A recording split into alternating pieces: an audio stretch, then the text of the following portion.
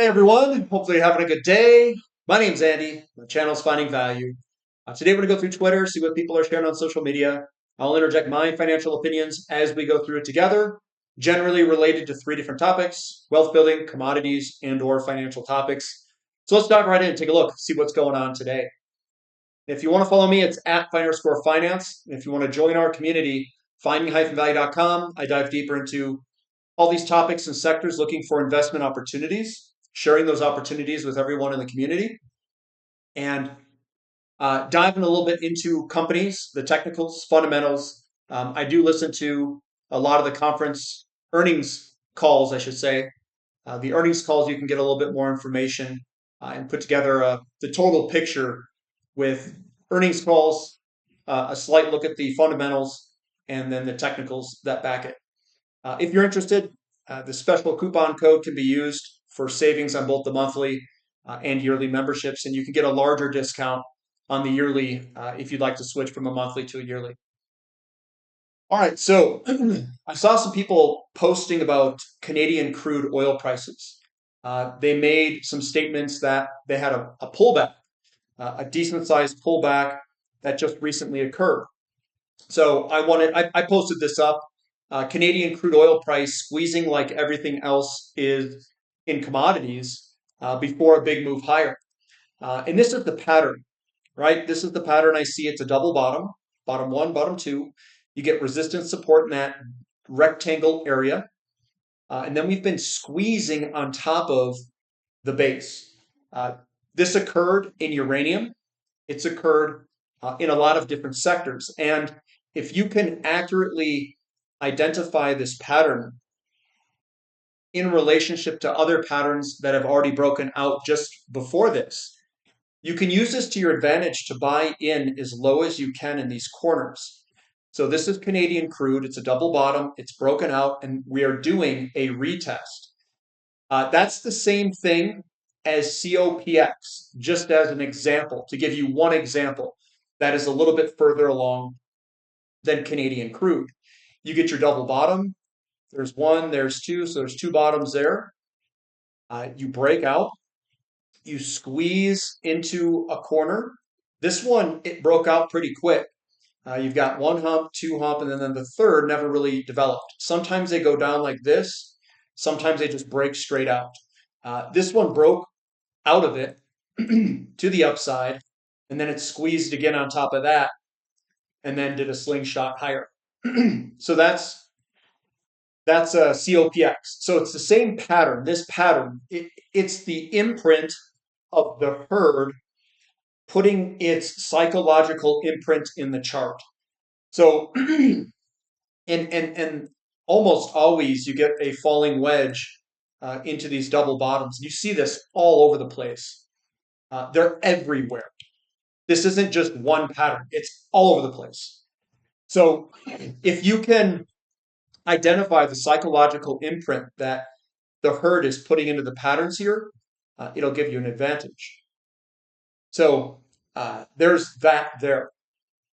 And that was crude oil, Canadian crude to be specific. Coming down, so we've got, despite the strong performance of copper, the copper to gold ratio is still near the economic pessimism lows of 2020. Still lots of upside potential here for the copper to gold ratio. This is how they're depicting it. So I look at these charts and I say, you know what? Let me go chart it myself. So copper to gold. What I see a big squeeze that's occurring from 2006 peak in the ratio that rolled over right into the corner here that we're about to potentially break out. What I look for is I look for a big wide opening and then a squeeze, big selling pressure, less selling pressure, less selling pressure, and then last selling pressure into a corner where we're kind of squeezing into a corner. Then what we're looking for is a potential break, which looks like that could occur here very soon. What does this mean? It means that copper could outperform gold if that does break. Conversely, though, You can flip this over. So you could say gold divided by copper. And then what you'll do is you'll draw a line going across here on the upside. And then you've got basically this downward channel, and that we're at the bottom trying to break out. Looks a little bit different if when you invert things, doesn't it? So it's kind of like a rising wedge. But again, copper divided by crude oil, or by gold, I mean, gets you into this corner here. Looks a lot cleaner. We'll see if it breaks out. If it breaks out, copper could definitely outperform gold, and we're coming from a ridiculously low area in each one of these areas here. It's very cheap. Now, here's another thing that you can also do is if copper is cheap to gold here, we can price other things. Like we could do Newcastle coal futures divided by copper, and then you can see how cheap Newcastle coal is in relationship to copper, and it's really cheap. There could be opportunities in certain areas that people aren't even thinking about. And this here is incredibly cheap. Now, does it mean that it has to go higher against copper in the future? I would say it has a good chance that it will. And that's something that we should probably investigate, which we do. Believe me, we investigate all this stuff. This is URNM divided by SPUT. It says on the fourth resistance, 50% profit, few uranium. Coming into a kind of a corner there, falling wedge and a breakout. And we've been moving higher there, coming into the first resistance line. But yeah, URNM, URA, URNJ, all of them, they all look very good. They look like they could continue higher. They look good. Mr. Uppy says, junior mining ain't a sprint. It's survival of the fittest. Most bail in the orphan period. We'll get into that. That's where weak hands die. You won't time the top, forget it. But those who hold the right plays, they get paid. And this cycle is just getting started. So what happens is you usually get an initial discovery. Everybody jumps in it. That's the discovery. This is where the tipping point in exploration when drilling amounts to a real mineral discovery, and excitement is at its peak. Then you get a big sell-off. Everybody dips, the dip. So everybody dips. They call that the orphan period. Then in the development phase, so you basically go pre-discovery, discovery, feasibility, and then development. The majority that I am focusing on are at the beginning of development, right through here. So the majority of companies that I try to find, they're not in pre-discovery. They're mainly developers. And then I look for certain characteristics or traits in those developers to run from here all the way up to the top. If we can get tailwinds where stuff's pushing us behind, like a strong gold price, a strong silver price, it incentivizes money flows to come into the sector. Then they look for these opportunities, and then they buy these opportunities that are in the development phase for this run higher. Very similar to what I'm doing. So what you need to do is you need to be there first before everyone else. Generally, during this time frame, you'll create a pattern in these. Like you'll get a double bottom here, it breaks out, and then you get another kind of retest off the bottom. That's kind of what occurs. And then off this bottom here, the retest, you get a huge run. They call that stage 2 in stage analysis. If you were to kind of tie this all together using the Lassonde curve, which this is what it's called, the Lassonde curve. So I'm focusing on the development, a lot of development companies for my speculative plays. That's not where the bulk of my money goes. And then I focus on some traits that they have. Against all odds, it says participation in base and industrial metals is expanding. Tin futures just put the finishing touches on a textbook accumulation pattern. That's a double bottom, basically, kind of like a double bottom. Some people can call this a flag pattern, where you come on up, you get 3 hump consolidation there, 1, 2, and then 3, and then it breaks higher, and then we are up against resistance, putting in kind of like a cup and handle pattern or something on the lines of that, or a shoulder, head, shoulder, if it develops one like that. Basically, it's stuck at resistance here, and it has to break through resistance, which it is. And this is tin futures. Looks really good. This is 300% in 2 years. This big move there. Looks like we're trying to break back up to those highs again with time. Coming out, Mr. Uppy, M2 money supply is going vertical. We are so screwed. Every dollar you're holding is bleeding value fast. They're printing like there's no tomorrow, and your cash is getting more worthless by the day. Well, it's a combination of bank lending and money printing, yes. It's a combination of both of those two things. It's fiscal deficits and monetary bank lending that creates this big M2 money supply that's going vertical. They have to have it go vertical, just to let you know right now. Otherwise, your system, the money system, would implode. So you have to go vertical, Goose. You got to go vertical. This is the next lithium bull run is taking shape. In the early 2020s, lithium analysts largely underestimated the supply contribution of lepidolite, resulting in temporary price relief. However, we're now seeing a repeat of that forecasting failure, but this time it's both on the supply and demand side. Experts are once again underestimating explosive lithium demand growth driven by electric vehicles, battery energy storage systems, electric trucks and buses, robotics and automation, robotaxis and flying taxis. Meanwhile, on the supply side, the market is headed for trouble. Rising production costs and falling prices are squeezing margins. Stricter environmental regulations are slowing project approvals. Few Tier 1 lithium projects are coming online fast enough. The supply-demand outlook, by his estimates, greater than 4 million tons LCE of demand expected by 2030.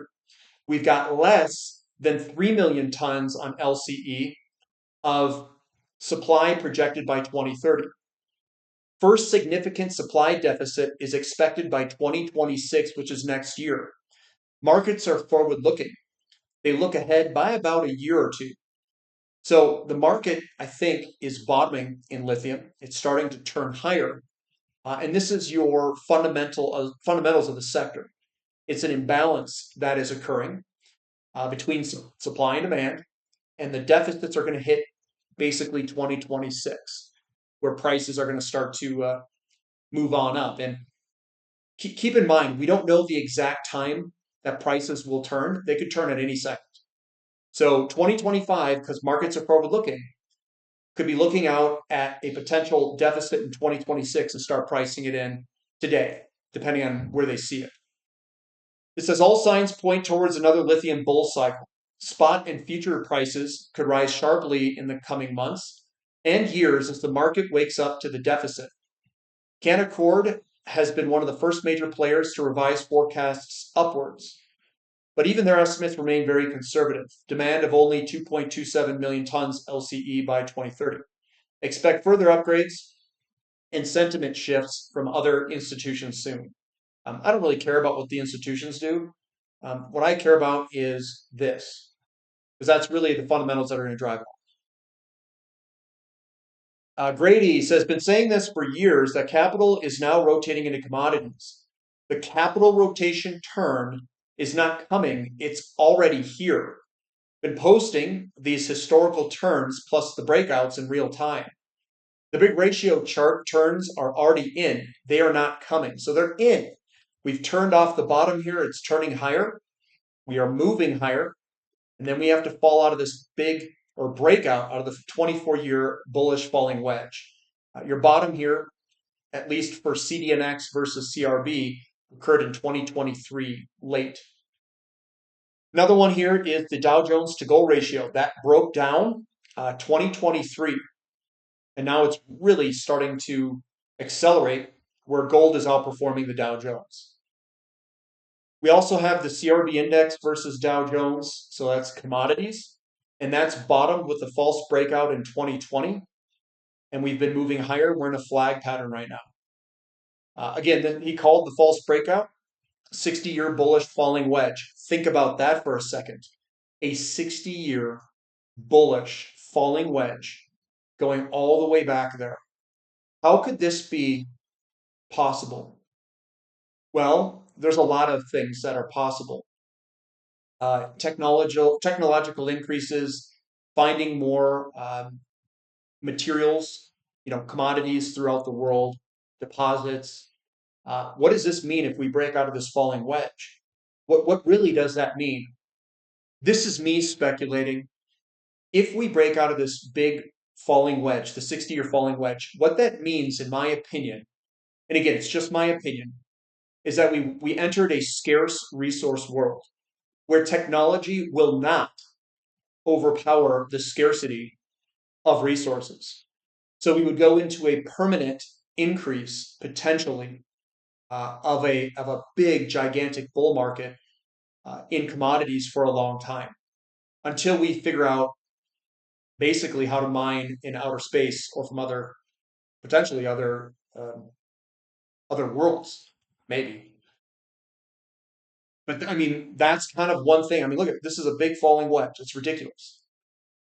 It's very interesting to see this. Now another thing that it could mean is that um, our currency is going to eat it.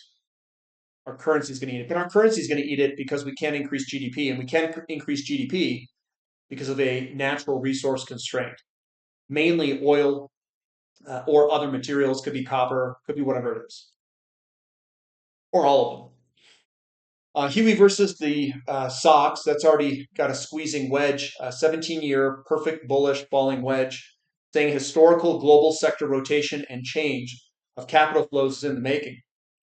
Kind of a shoulder, head, shoulder bottoming pattern there. If you look, shoulder, head, shoulder. Now it's coming up in a flag pattern.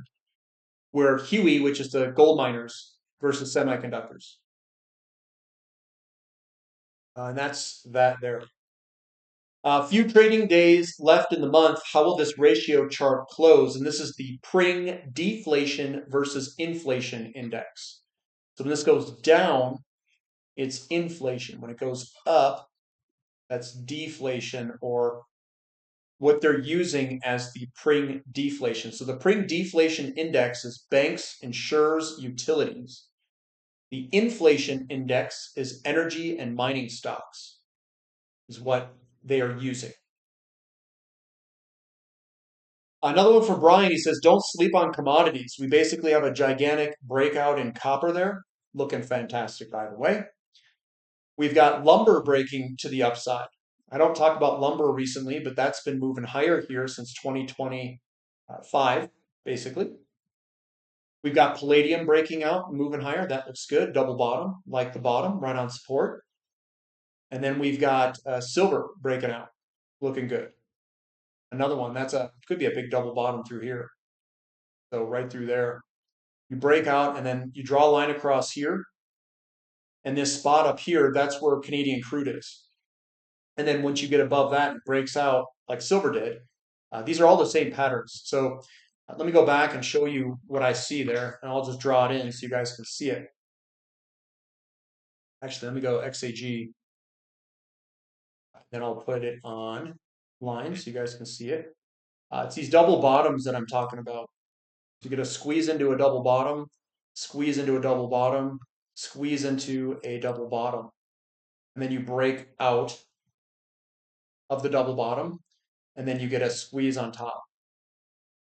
Right there, Canadian crude is doing the same thing as this. So if you look at Canadian crude that we were showing there, basically you get a drop into a double bottom here. So bottom one, bottom two, break out, and then you get a squeeze into the corner there, which will break just like copper did, just like silver did, just like all the rest.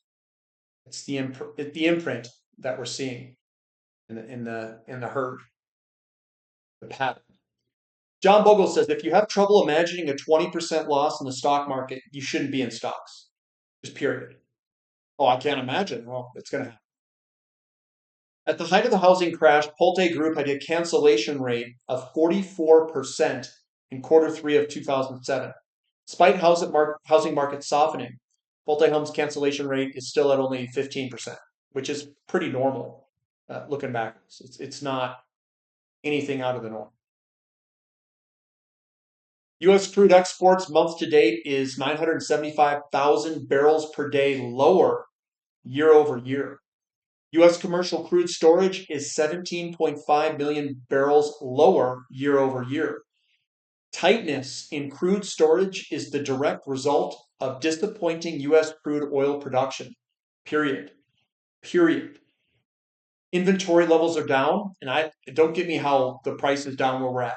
This is weird. It's very weird. We've got some anomalies going. Pumping free money into the system did not prevent home prices from crashing before. That's not what will protect us. A lack of home supply, as opposed to a massive surplus, with historically strong household growth, as opposed to marginal at best, will be our saving grace. It's the squeeze, lack of supply. Correct. Um, yeah, and that's all I've got for today. So we're gonna end it there. Give me a thumb up for the content, guys.